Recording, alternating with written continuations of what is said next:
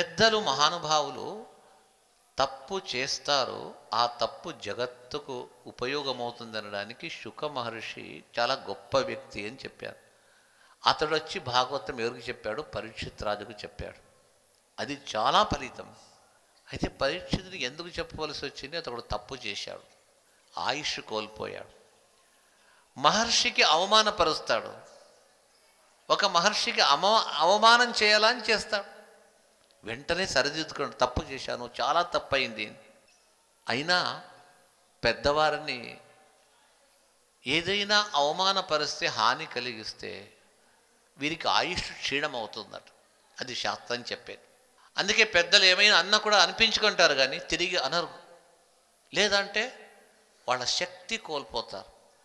పరీక్షిత్ రాజు తప్పు చేశాడు, సరే తిరిగి వాళ్ళ కుమారుడు ఎవరు, ఆ శమీక మహర్షి కుమారుడు శృంగి శాపమిచ్చాడు. ఇతడు తప్పు చేశాడు, వారు శాపమిచ్చేశారు. 8 సంవత్సరముల బాలకుడు శాపమిచ్చాడు, ఫలించింది. తండ్రి తపస్సు నుంచి లేచి, ఏం తప్పు పని చేశావురా నువ్వు, నీకు తపశ్శక్తి ఉంది అని చెప్పేసి మహారాజుకు ఆయుష్ నువ్వు పోయేటట్టుగా చేశావు కదా, నీకు ఇంకా బుద్ధి పరిపక్వం కాలేదు, తపశ్శక్తి ఉంది కానీ బుద్ధి తక్కువైంది నీకు అని తిట్టి మందలించి రాజుకు వార్త పంపిస్తాడు. నీ ఆయుష్ అయిపోయింది, ఏమైనా చేసుకోపోవాలి. వెళ్ళాడు, గంగా తీరానికి వెళ్ళి ఏదో అనుష్ఠానం చేస్తాం, ఈ 7 రోజుల్లో వెళ్ళిపోతాను కదా. అప్పుడు శుక మహర్షి పరిగెత్తుకుంటూ వచ్చి భాగవతం చెప్పి వెళ్ళాడు. ఇది ఎంత గొప్ప విషయం అంటే మీకు అర్థం కాదు, చాలా గొప్ప విషయం ఇది. అందరు ఏమంటారు? పరీక్షిత్ రాజు యొక్క దయచేత అందరికీ భాగవతం లభించింది అని జగత్తులో ప్రఖ్యాతమైపోయింది. ఎందుకు?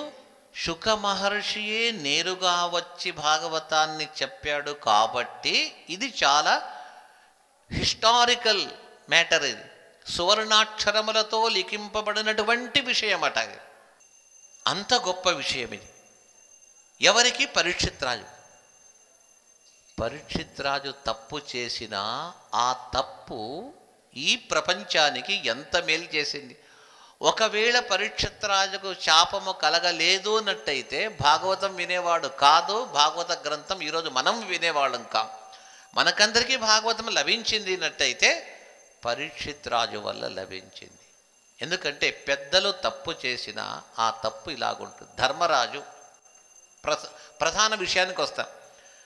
అతడు కూడా కృష్ణునితో ఎట్టంటే అట్లా మాట్లాడి, కృష్ణ నీవు చేశావు, నీవు నుండి నాకు యుద్ధం నడిపించావు, నీ వల్ల ఇంతమంది చనిపోయారు, ఇవంతా మాట్లాడతాడు ధర్మరాజు.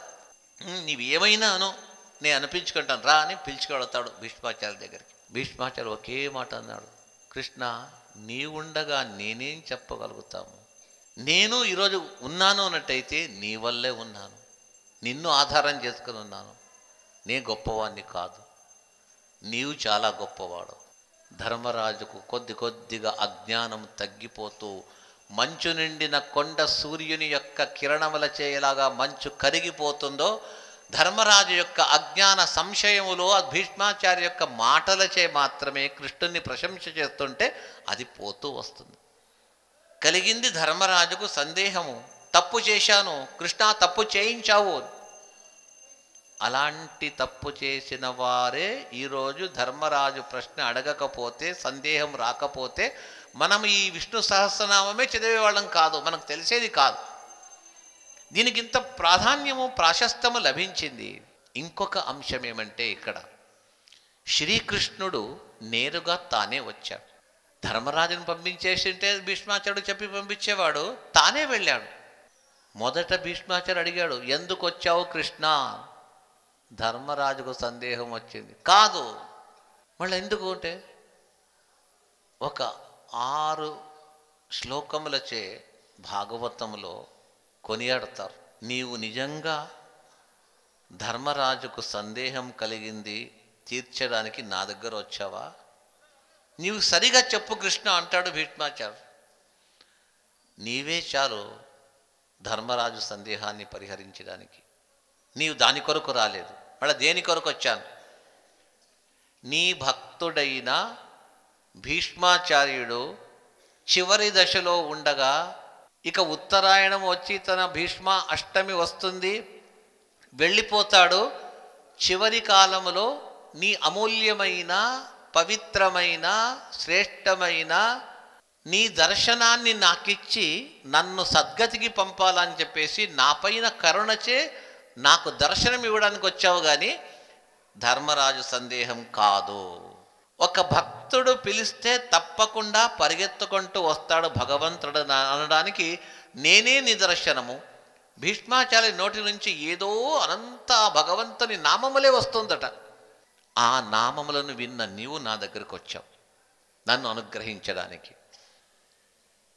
శ్రీకృష్ణుని యొక్క దివ్యమైనటువంటి అమోఘమైనటువంటి ఒక వ్యవహారం అంటారు. అది ఒకే ఒక క్రియచే ఎన్నో పనులు, సమస్యలు, భక్తానుగ్రహము ఇవంతా కావాలని ధర్మరాజుకు సంతోషపరచాలా, భీష్మాచార్యులకు దర్శనం ఇవ్వాలా. యుద్ధంలో రోజు 18 రోజులు జరిగిన యుద్ధంలో రోజు భీష్మాచార్య అంతవరకు రోజు కృష్ణుణ్ణి చూచాడు, అది వేరే. అంత్యకాలంలో భగవంతుని స్మరణ రావాలా అంటారు. అది 2 చోట్ల రావాలా, హృదయం నుంచి రావాలా, నాలుక నుంచి రావాలి. కంసునికి జరాసంధునికి కూడా నాలుక నుంచి కృష్ణుని పేరు వచ్చేది, వాళ్ళకు మోక్షం కాలేదే. మనము కూడా కేవలం నాలుకతో భగవన్నామస్మరణం చేస్తే జరాసంధుని వలె, కంసుని వలె మనకు మోక్షం కాదు. అయితే ఎలా రావాలా? హృదయం నుంచి రావాలి. అది భీష్మాచార్యులకు ఈ విష్ణు సహస్రనామము హృదయం నుంచి వచ్చింది, నాలుక నుంచి, నోటి నుంచి కూడా వచ్చింది. ఆ హృదయం నుంచి వచ్చిందని ఎలా చెప్తారు? అక్కడ ఉంది అన్నట్టయితే అక్కడ ఉండాలని ఏం లేదు. భగవంతుడు దగ్గరికి రావాలన్నట్టయితే హృదయములో ఉండే ఆ భగవంతుణ్ణి ప్రబోధించి అక్కడున్నటువంటి భావన బయటికి రావాలా ఒక భగవన్ నామస్మరణ రూపంగా. అప్పుడే దేవుడు వస్తాడని చెప్పాడు. భీష్మాచార్యులు ఆ విధంగా నామస్మరణం హృదయపూర్వకంగా స్మరించాడు. కాబట్టే శ్రీకృష్ణుడు ఈ ఒకే ఒక సంఘటనచే 2 పనులు కావాలని చెప్పేసి తానక్కడ వచ్చి దర్శనమిచ్చినట్టుగా అయింది. ధర్మరాజు అతనికి కలిగిన సందేహ నివృత్తి అయింది. అంతకంటే ముఖ్యంగా ఈ ఇద్దరు మహానుభావుల యొక్క సంఘటన, సంభాషణ, సంవాదముల చేత అశేష ప్రపంచంలో ముందు రాబోనటువంటి ఆధ్యాత్మిక లోకానికి కూడా చక్కటి మార్గదర్శనము, చక్కటి సందేశం కూడా కృష్ణుడు ఇప్పించాడు ఏతన్మూలంగా.